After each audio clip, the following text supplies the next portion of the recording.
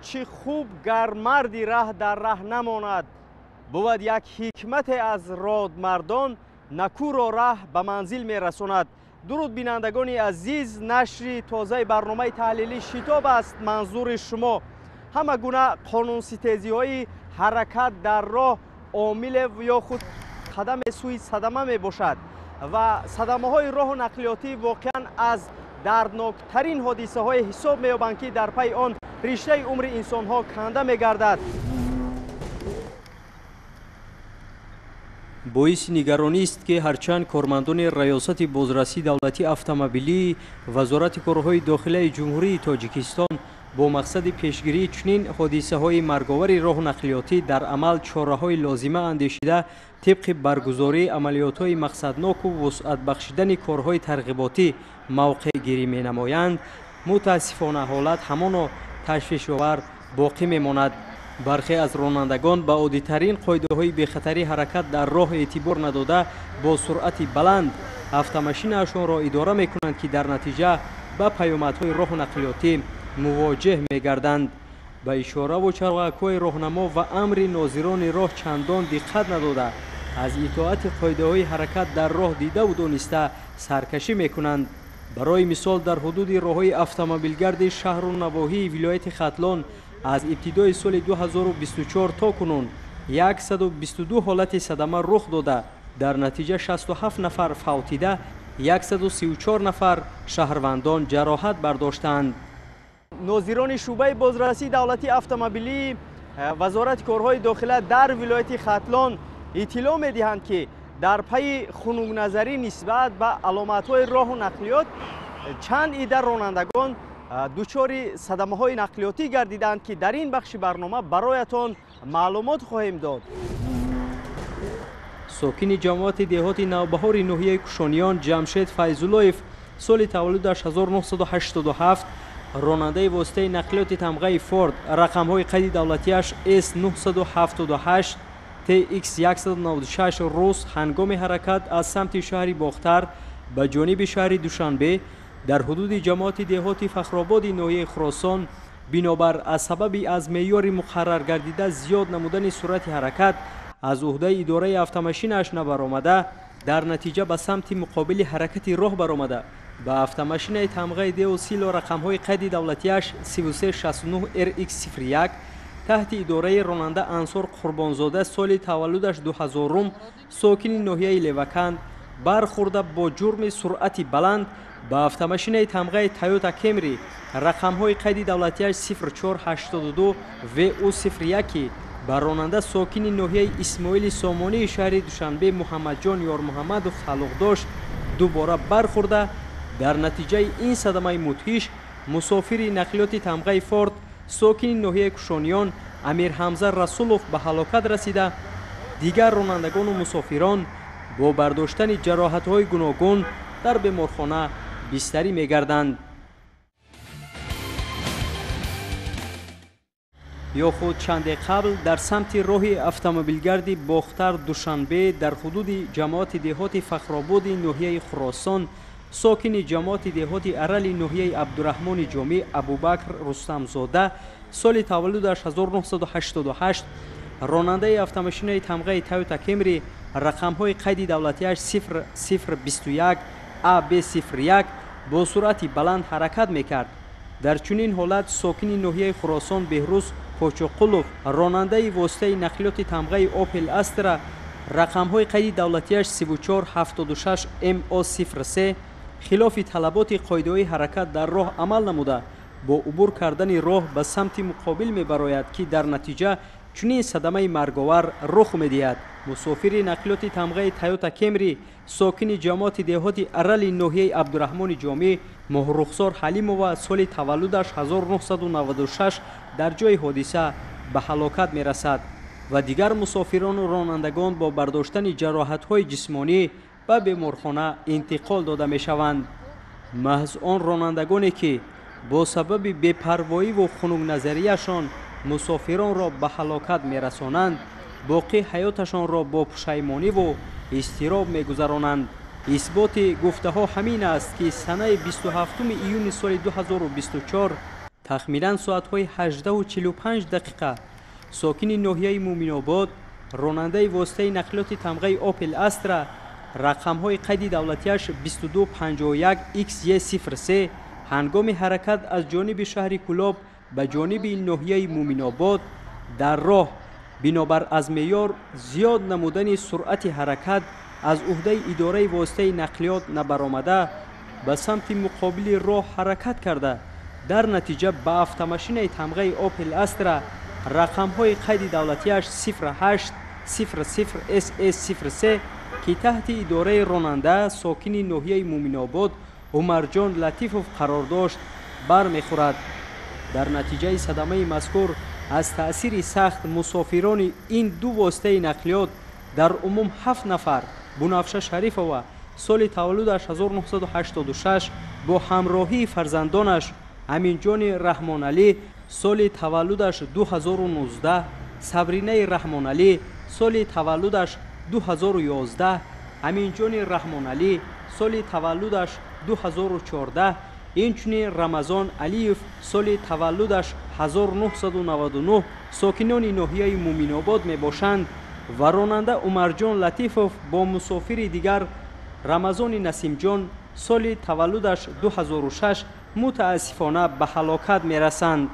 ронанда Ҳамид Бобоҷонов ва шаҳрвандон Нуралишои Қурбон соли таваллудаш 2006, ноболиғ Мадина Гулова соли таваллудаш 2009, Паншери Муҳаммадзод соли таваллудаш 2005 сокинони ноҳияи Муъминобод ки онҳо низ дохили воситаи нақлиёт буданд бо бардоштани ҷароҳатҳои вазнин дар шӯъбаи эҳёгарии бемористони шаҳри Кӯлоб бистарӣ мегарданд. дар давоми 5 моҳ ва 15 рӯзи соли 2024 дар миқёси вилояти Хатлон 131 ҳодисаи роҳу нақлиёт ба қайд гирифта шудааст ки бар асари онҳо 70 нафар шаҳрванд ба ҳалокат расида, 140 нафари дигар ҷароҳатҳои гуногуни ҷисмонӣ бардошта дар беморхонаҳо бистарӣ гардиданд. аз шумораи умумии ҳодисаҳои роҳу нақлиёти рухдода 47 тояш бо иштироки пиёдагардон рух додааст ки 24 нафар ба ҳалокат расида, 28 нафари дигар ҷароҳат бардоштанд. аз ҳамаи иштирокчиёни ҳаракат дар роҳ алалхусус пиёдагардон эҳтиромона хоҳиш карда мешавад ки қоидаҳои ҳаракат дар роҳро риоя намоянд, ҳаёти худ ва дигаронро зери хатар нагузоранд. маврид ба зикр аст ки ҳамасола қисми муайяни садамаҳои роҳу нақлиётӣ маҳз бо иштироку айби пиёдагардон низ ба қайд гирифта мешавад. масъалаи риояи қоидаҳои бехатарӣ дар роҳ аз мавзӯъҳое мебошад ки ба ҳамаи шаҳрвандон тааллуқ дошта эҳтиёткор будан ҳатмӣ аст. зимни баргузории як амалиёт аз ҷониби нозирони шӯъбаи бозрасии давлатии автомобилӣ раёсати вазорати корҳои дохила дар вилояти Хатлон ки дар назди терминалу бозор, гузаргоҳҳои зерзаминиву болоӣ, дар хиёбону роҳравҳо сурат гирифт, масъулин бо табақаҳои гуногуни ҷомеа суҳбату вохӯриҳои судманд доир намуданд. дар раванди корбарӣ мубодилаи афкор ҷараён гирифт ва шаҳрвандон низ ҷиҳати пешгирӣ аз ҳодисаҳои садамавӣ ва риояи қоидаҳои бехатарӣ пешниҳодҳои судманд дода аз иттилои кормандони шӯъбаи бозрасии давлатии автомобилӣ изҳори миннатдорӣ намуданд. кӯдакон бештар медаванд, аз роҳ убур мекунанд. бисёр ҳолатҳое ҳаст ки махсусан модар бо ҳамроҳи писараш рафта истод, аммо роҳе ки бояд убур кунад аз ҳамон ҷои пиёдагард роҳро убур намекунад ва эҳтимолан хоҳиш мекунем ки ҳар он вақте ки мехоҳанд роҳро убур кунанд диққат диҳанд ба чароғаки роҳнамо ва махсусан убур кунанд аз ана ҳамон ҷойҳое ки бо хати сафед нишона карда шудааст, роҳҳои пиёдагард аз ҳамон ҷо бояд гузаранд. бо назардошти бартараф намудани мушкилоти зай, ҳайати кормандони шӯъбаи бозрасии давлатии автомобилӣ раёсати вазорати корҳои дохила дар вилояти Хатлон тасмим доранд тибқи нақшачорабиниҳо дар амал чораҳои лозима меандешанд. дар ҳама ҳолат шаҳрвандонро низ лозим аст худро дар канор нагирифта ҷиҳати ислоҳи чунин ронандагони саркашу беэътибор мусоидат намоянд.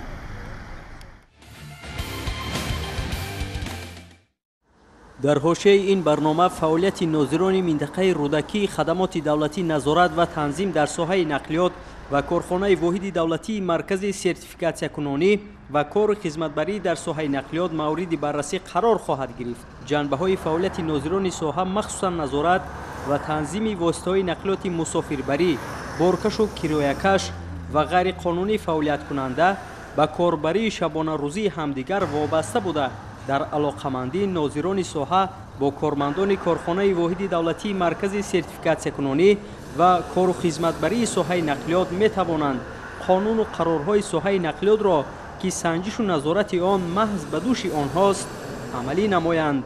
ҳама рӯза дар дидбонгоҳҳои доиму амалкунанда ки дар баромадгоҳҳои шаҳру ноҳияи ҷумҳурӣ мебошанд, навбатдории шабонарӯзиро ташкил намуда кору фаъолият карда истодаанд.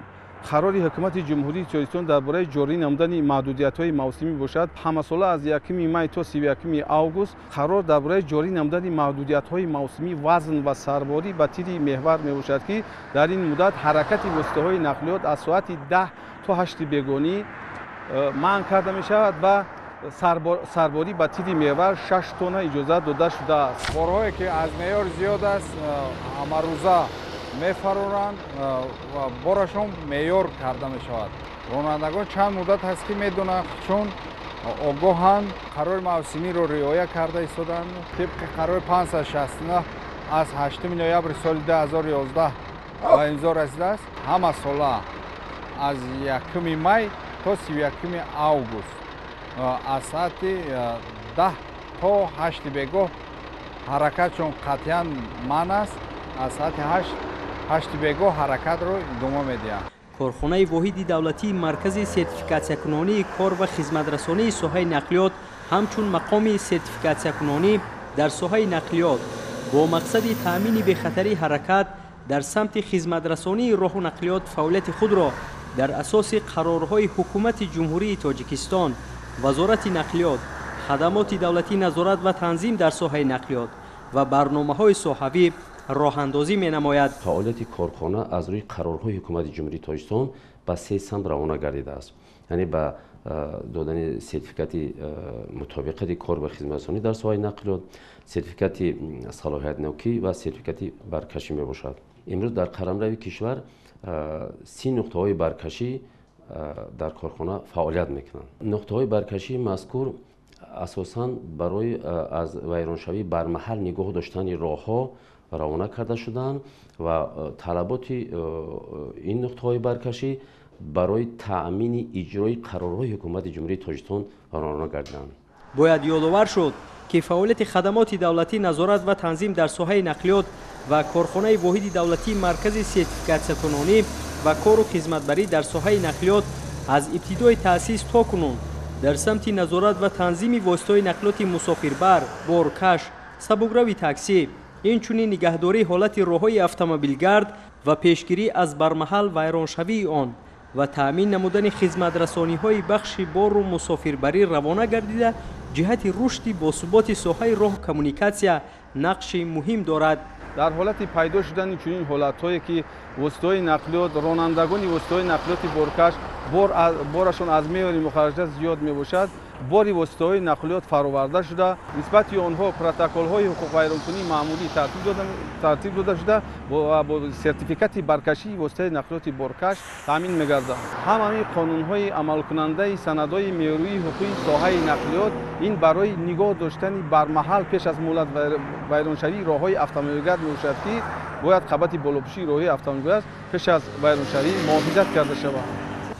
бо назардошти чунин муҳимияти масъала ва баҳри дар амал татбиқ намудани қонуну қарорҳои соҳавӣ чанд муддат аст ки нозирони хадамоти давлатӣ назорат ва танзим дар соҳаи нақлиёт дар ноҳияи рӯдакӣ ва минтақаи ҳисор дар асоси нақшачорабиниҳои мақсаднок санҷишу назоратро дар ин самт пурзур намуда ҳамарӯза нисбати он ронандагони қонунситез асноди маъмурӣ тартиб медиҳанд. қарори ҳукумати ҷумҳурии Тоҷикистон таҳти рақами 779 ва қарори ҳукумати ҷумҳурии Тоҷикистон таҳти рақами 569 ва қарори ҳукумати ҷумҳурии Тоҷикистон таҳти рақами 535 ҳамаи қарорҳои ҳукумати ҷумҳурии Тоҷикистон равона шуданд барои нигоҳ доштан аз вайроншавӣ бармаҳали роҳҳои ҷумҳурӣ мебошад, ки имрӯз фаъолияти корхонаи мо ба ҳамин равона гардидааст. дар натиҷаи иҷрои нақшачорабиниҳои мазкур ва фаъолияти якҷояи кормандони корхонаи воҳиди давлатии маркази сертификатсиякунонӣ кор ва хизматбарии соҳаи нақлиёт ва хадамоти давлатии назорат ва танзим дар соҳаи нақлиёт дар нуқтаҳои баркашӣ 125837 عدد واسطه نقلیات بارکش را مورد سنجش قرار داده. از این حساب 206 عدد واسطه نقلیات بارکش با 1527 تن باری از معیار مقرر گردیده زیاد آشکار گردیده به معیارهای مقرر گردیده مطابق کرده شد. ما باید که از پی جستجوی انتخاب تجهیزات‌های نوی معاصر وزن چنکنی شویم و به همین وسیله ما در سفرهای خارجه بودیم و آموختیم، تجهیزات‌های نو آموختیم و باوری داریم که در روزهای نزدیک ما از این تجهیزات‌های نوی معاصر برای به نظام درآوردن اتوماسین‌های گران وزن در تاجیکستان وارد میکنیم، وارد کرده ایستادیم و در روزهای نزدیک شما شاهد آن میگردید که ما از تجهیزات‌های نوین در این سمت استفاده میبریم. گروه نظارتچیان خدمات دولتی نظارت و تنظیم در ساحه نقلیات و کارخانه واحد دولتی مرکز سرتیفیکاسیون کنونی و کار و خدمتبری ساحه نقلیات همه روزه جهت کارگزاری به نقطه‌های برکشی سفربر گردیده روند فعالیت واسطه نقلیات مسافربر و بارکش را مورد سنجش قرار می‌دهند. بنا به اطلاع مسئولین حاضران نسبت رانندگانی که از معیار مقرری در بردن واسطه نقلیات خود زیاد بار گرفتند یا خود برای رعایت نکردن قاعده‌های بارکشانی به اجازتنامه به فعالیت مسافرکشانی مشغول گردیدند. برای رعایت نکردن شرط و طلبات‌های اجازتنامه در اساس کودکس حقوق ویرانکنی مأموری جمهوری تاجیکستان چاره‌های قانونی می‌اندیشند. من رحمانов جمشید راننده ماشین دولان شگمن نمرش 1133 در عموم 40 تن معیار شگای برو. اگر از معیار زیاد بار گیرد چی شما را کدام جریمه ها انتظار است؟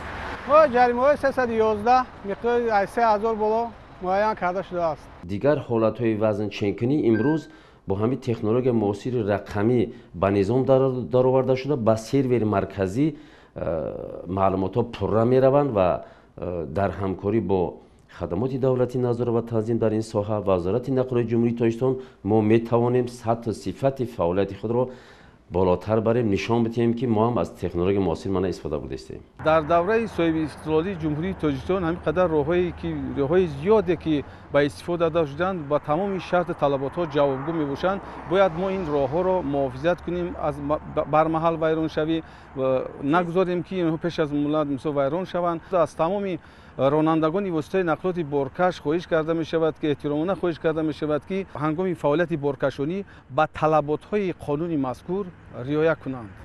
هدف راه اندازی شدن چاره‌بینی مذکور را مسئولین باز هم در بلند برداشتن معرفت حقوقی رانندگان بخش مسافربر و بارکش همزمان بهداشت وضع خدمترسانی به مسافران ارزیابی می نمایند.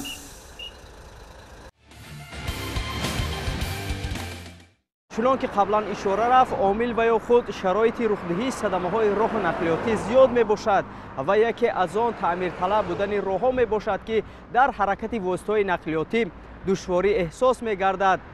در همین مرحله ضرورت پیش می آید که مهندسان ساحه پیوسته راه‌های تعمیر طلب را از تعمیر برآورند و در این بخش برنامه برایتان از فعالیت ریاست‌های استفاده بری راه‌های اتومبیلگرد معلومات می دهیم که در دوره کنونی چی مساحت راه‌ها را از تعمیر جاری برآوردند. بنا به اطلاع کارشناسان مسائل بی‌خطری حرکت در راه، یکی از سبب‌های به صادر شوی صدمه‌های راه و نقلیاتی مساعدت کننده این شرایط و حالت راه‌های اتومبیلگرد میباشد. دلیل به بحث است که پس از موسم سردی‌های طولانی فصل زمستان و بارشات پی در پی طبیعی است که راه‌های نقلیاتگرد قسماً ولنگار و تعمیر طلب می‌گردند. مخصوصاً جاده‌هایی که سالهای طولانی مورد استفاده عموم قرار داشته نیاز به تعمیر جاری کنون پیدا کردند. تأثیر دیگری بر محل از کار برآمدن راه‌های نقلیاتگرد این در حرکت واسطه‌های نقلیات بارکش و گران وزن است که سالانه مقامات و خدمات در هماهنگی شماره معین رانندگان را بازداشت و مورد جریمه بندی قرار می‌دهند. چون فصل سرما کیها سپری گردید و کنون ضرورت هرچی از تعمیر جاری برآوردن جاده‌های نقلیاتگرد پیش آمد و این تشبث همساله از جانب مؤسسه‌های نگهداری راه‌های اتومبیلگرد و ریاست استفاده بری راه‌ها به طور باید و شاید عملی کرده می شود. нақшаи солона ки дар муассисаи давлатии истифодабари роҳҳои ноҳияи Сино барои таъмири ҷории роҳҳои ҳудуди ноҳия ба нақша гирифта шудааст ки 42000 метри квадратиро дар назар мегирад. айни замон гуфтан мумкин аст ки наздики 30% нақша аллакай ба иҷро расонида шуда, кор дар ин самт низ идома дорад. ба воситаи техникаву механизмҳои роҳнигаҳдорӣ ва роҳсозӣ аз қабили грейдер ва дигар техникаҳое ки барои нарм тахту ҳамвор кардани роҳҳо истифода бурда мешаванд, онҳо 1-2 маротиба аллакай ҳамвор карда шуданд. маврид ба таъкиди махсус аст ки имрӯзҳо дар ҳудуди шаҳри Душанбе шумораи зиёди воситаҳои нақлиёт дар ҳаракатанд. чунин масирҳои пур аз нақлиёт ки дар 4 фасли сол пайи истифодаи умум қарор дошта тавассути он воситаҳои нақлиёт мудом дар ҳаракатанд, бешубҳа ба раванди муҳлати роҳ ва бармаҳал вайроншавии он мусоидат менамояд. ҷиҳати нигаҳдошти ҳолати роҳ, истифодабарӣ, таъмири ҷорӣ ва пешгирӣ аз харобшавии бармаҳали роҳҳои дохилии пойтахт, имрӯзҳо дар ҳудуди шаҳри Душанбе 4 раёсат фаъолият менамояд ки ҳар як коргоҳ дар самти тозагӣ, беҳдошт, махсусан нигаҳдории ҳолати роҳҳо вазифа доранд. айни ҳол мо ба фарш кардани роҳҳои ноҳияи Фирдавсӣ, хусусан дар роҳҳои автомобилият протоколӣ мо кор ва фаъолият карда истодем. айни замон дар кӯчаи Неъмат Қарабоев корҳои таъмири хурди ҷорӣ рафта истодааст. тибқи нақшаи тасдиқ гардида 45550 метри квадратӣ ба нақша гирифта шудааст ки кӯчаи деҳотӣ, кӯчаи Неъмат Қарабоев, кӯчаи Шестапавлов, кӯчаи Қаҳоров, кӯчаи хиёбони Саъдӣ Шерозӣ, хиёбони Абдураҳмони Ҷомӣ дар баъзе ҷойҳо, кӯчаи Соҳилӣ таъмири ҷорӣ гузаронида шуд. коргоҳҳои коммуналии марбут ба шароити истифодабарии ҳолати роҳҳои шаҳри Душанбе техникаву механизмҳои замони муосир ҷудо гардида, имрӯзҳо муҳандисону роҳсозон аз он самаранок истифода менамоянд. дар тавозуни раёсати истифодабарии роҳҳои ноҳияи Шоҳмансур 226.9 километр ва инчунин зиёда аз 600,000 метри квадратӣ роҳҳои пиёдагард мавҷуданд. аз ин 22.5 километраш роҳҳои протоколӣ, яъне дохилии шаҳр ва 204 километраш роҳҳои дохили шаҳраку маҳалло, яъне маҳаллое ки дар ҳудуди ноҳияи Шоҳмансур тааллуқ доранд, 204 километр роҳҳо дар тавозуни раёсат қарор доранд. аз ин бошад раёсат дар соли 2024 барои таъмири роҳҳо 35500 метр квадратӣ нақшабандӣ карда шудааст ки ин дар тамоми роҳҳою пиёдароҳҳою ва инчунин дохили шаҳраку маҳаллаҳо қарор тааллуқ доранд. шустушӯи роҳҳо ва аз гарду ғубор тоза намудани ҷодаҳои нақлиётгард як самти фаъолияти соҳавиро ташкил медиҳад.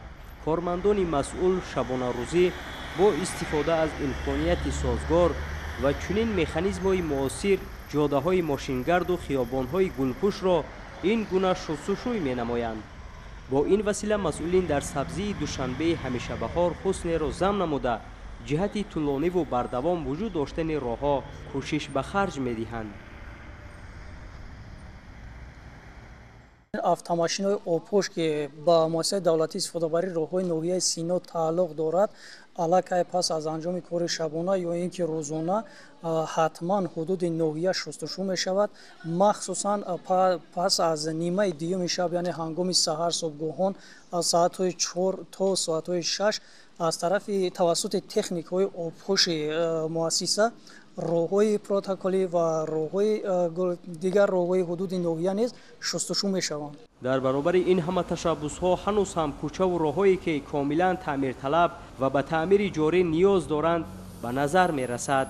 ин ҳолат бештаран дар ҳудуди роҳҳои автомобилгарди баъзе аз навоҳии пойтахт ҷой дорад ки он марҳила ба марҳила аз ҷониби муҳандисони соҳа ва муассисаҳои роҳнигаҳдорӣ аз таъмир бароварда мешаванд. роҳҳои таъмирталаб ин маҳаллҳои навворидшуда ки аз ноҳияи Рӯдакӣ ба ноҳияи Фирдавсӣ нав ворид шуданд, айни ҳол таъмирталаб мебошанд ва мо марҳила ба марҳила кӯшиш ба харҷ дода истодем ки ҳамин роҳҳоро аз таъмири ҷорӣ барорем. сабаби вайроншавии роҳҳо ин аввалин дараҷа автомобилҳои гаронҳаҷм мебошад ва боришоти борон ҳам ин сабаби вайроншавии роҳҳоро ба амал меорад.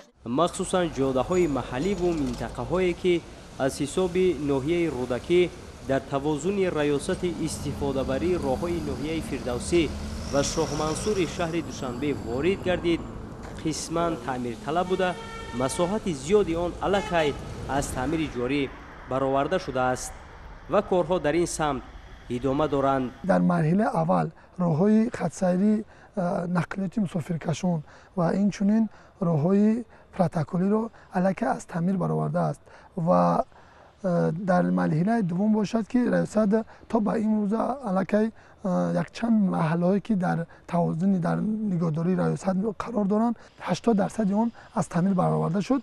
корҳои таъмирӣ аллакай дар айни замон дар кӯчаи маҳаллаи рӯи колхози Россия қарор доранд. дар раёсати истифодабарии роҳҳои ноҳияи шоҳмансури шаҳри душанбе иттилоъ доданд ки масирҳои дар тавозун бударо ҳудуди 50% тибқи нақша аз таъмири ҷорӣ бароварданд. канорасангон низ рангу бор гардида корҳо дар ин самт идома дорад.